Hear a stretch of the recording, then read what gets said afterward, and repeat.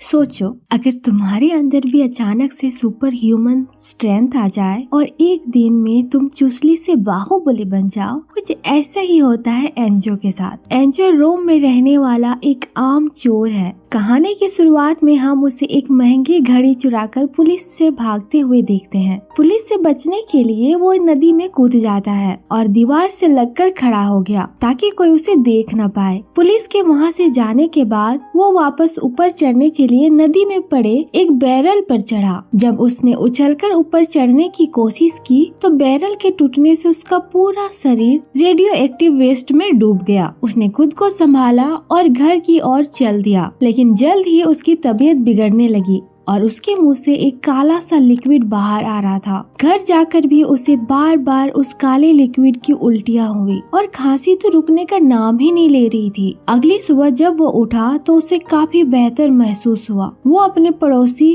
और gang member Sergio से घड़ी को बेचने के लिए मिला। सर्जियो फेबियो नाम के एक गैंगस्टर के लिए काम करता था, जो कि इतना पागल इंसान है कि उसने एक बार अपने एक आदमी को इसलिए मार डाला कि वो उसके लिए गलत रंग का फोन ले आया। उधर सर्जियो ने एंजो को उस घड़ी के लिए 100 यूरोस दिए और अपने साथ एक ड्रग डील में चलने को कहा। पैसे अच्छे थे तो एंजो भी मान गया। जब वो दोनों सर्जियो के घर डील के लिए कुछ सामान लेने गए तो पहली बार सर्जियो की बेटी एलिसिया से मिला, जिसका व्यवहार थोड़ा अजीब था। उसने बच्चों की तरह बहुत सारी ड्राइंग्स बनाकर दीवार पर लगाई हुई थी। उसने एंजो को स्टील जिग नाम के एक एनिमी के बारे में बताया। वो मानती थी कि एक दिन उसका हीरो जिग उसे बचाने जरूर आएगा। रास्ते में सर्जियो ने बताया कि अपनी माँ को खोने के बाद एलिसिया असल दुनिया से पूरी तरह कट चुकी है और सारा दिन बस ये कार्टून देखती रहती है। रास्ते में ही वो 2 ड्रग न्यूज को गाड़ी में बैठाकर एक सुनसान बिल्डिंग में ले आए। ड्रग न्यूज वो होते हैं जिनके शरीर में सर्जिकली ड्रग्स के पैकेट डाले जाते हैं ताकि पुलिस को पता न चले। उनमें से एक के पेट में ही पैकेट फट जाने से ओवरडोज से उसकी मौत हो गई। उसके भाई ने गुस्से में इसे सर्जियो की गलती मानकर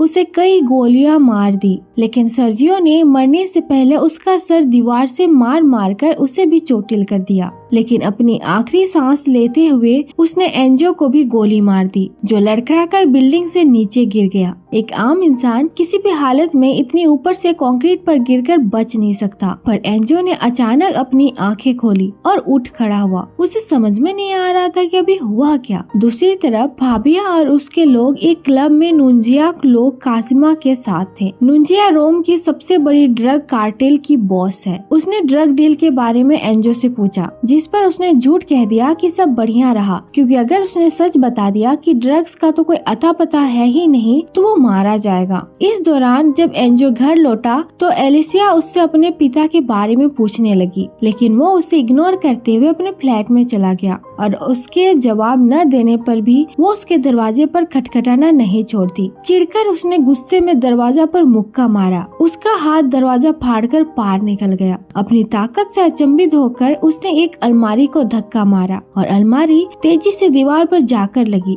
वो समझ गया कि उसके अंदर रेडियो एक्टिव वेस्ट की वजह से उसके अंदर ह्यूमन स्ट्रेंथ आ गई है। उस रात वो एक पूरी एटीएम मशीन को ही उखाड़ लाया। चुराए हुए पैसों से उसने अपने लिए अच्छा खाना खरीदा। बढ़ी हुई ताकत के साथ साथ उसके घाव भी जल्दी भरने लगे थे। उसके कंधे पर लगी गोली का घाव कुछ ही घंटों में पूरी तरह से ठीक हो चुका था। नीचे फाबिया और उसके आदमियों ने एलिसिया से उसके बाप सर्जियो के बारे में पूछताछ शुरू कर दी। उन्हें लग रहा था कि सर्जियो ड्रग्स लेकर भाग गया। क्योंकि एलिसिया को सच में कुछ नहीं मालूम था तो वो चुपचाप वहाँ डरी सहमी खड़ी रही। अचानक एंजो खिड़की तोड़कर एक मास्क और हुडी पहने हुए एक कमरे में दाखिल हुआ। अपनी सुपर ह्यूमन ताकत से उसने मिनटों में उनकी चटनी बना दी। गुंडे समझ गए कि वो उससे नहीं जीत सकते तो वो वहाँ से भाग निकले। एंजो एलिसिया को अपने फ्लैट में ले आया ताकि वो सुरक्षित रहे। एलिसिया सोचती है कि वो उसका कार्टून वाला सुपर हीरो जिग है और आखिरकार वो उसे बचाने आ चुका है। उसकी दिमागी हालत का ख्याल करते हुए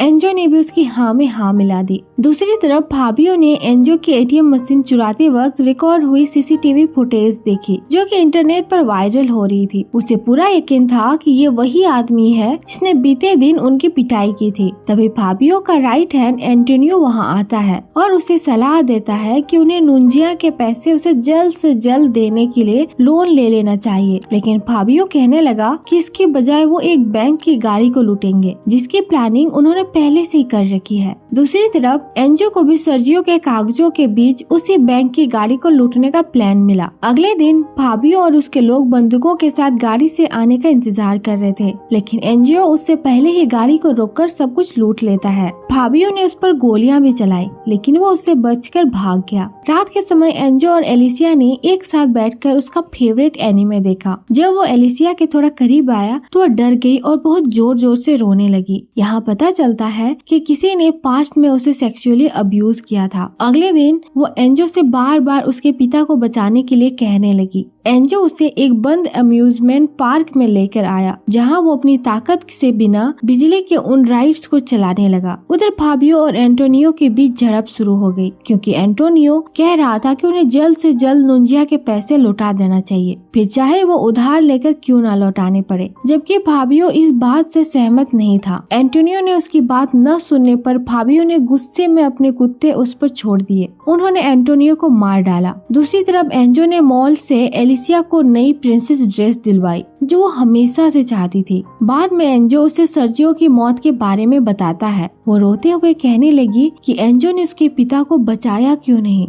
बैंक की गाड़ी से पैसे चुराने की खबर सुर्खियों में छा गई और एंजो सुपर क्रिमिनल के नाम से फेमस हो गया। अब फाबियो भी ऐसी सुपर ह्यूमन ताकत हासिल करना चाहता था। एंजो से नाराज होकर एलिसिया एक बस में चढ़ गई, लेकिन एंजो ने अपनी ताकत से बस को आगे बढ़ने से रोक दिया। उसने अंदर आकर एलिसिया से माफी मांगी। एलिसिया उसके साथ चलने को राजी हो गई, लेकिन एंजो ये भूल गया था कि उसने अपनी टोपी और मास्क नहीं पहना है। जब उसने आसपास देखा तो हर तरफ से लोग उसकी वीडियो बना रहे थे। वो जल्दी से एलिसिया को लेकर वहाँ से चला गया। इस दौरान कोई दूसरा चारा न बचने पर फेबियो ने अपनी एक डीलर दोस्त से कुछ पैसे उधार लिए ताकि वो नुंजिया के पैसे दे सके। जल्द ही नुंजिया भी अपने लोगों के साथ वहाँ पर पहुँच गई। समय पर उसके पैसे न मिलने पर वो बहुत गुस्सा थी। जल्द ही दोनों में लड़ाई होगी और वहाँ गोलियां चलने लगी। आखिर में नुंजिया और फाबियो ही जिंदा बचे। अपने अड्डे पर पहुंचकर फाबियो ने देखा कि उसके सारे आदमी मारे जा चुके थे। तभी एंजो की बस को रोकने वाली वीडियो टीवी पर दिखाई गई। फाबियो ने तुरंत उसका चेहरा पहचान लिया और उसे ढूंढने निकल पड़ा। उधर एंजो और एलिसिया भी किसी दूसरे शहर में भागने की तैयारी में थे, क्योंकि पुलिस को एंजो के हुलिये का पता चल चुका था। वो दोनों एक होटल में रुके, जहां पर फाबियो बंदूक के साथ टपक पड़ा और उसने एंजो को बेहोश कर दिया। जब उसकी आंख खुली तो फाबियो ने उसे डक टेप से पूरी तरह जकड़ा हुआ था। उसने एलिसिया की जान के बदले उसे अपनी सुपर ह्यूमन स्ट्रेंथ का राज बताने को कहा। एलिसिया की जान बचाने के लिए एंजो उसे नदी किनारे ले गया और पूरी बात बताई।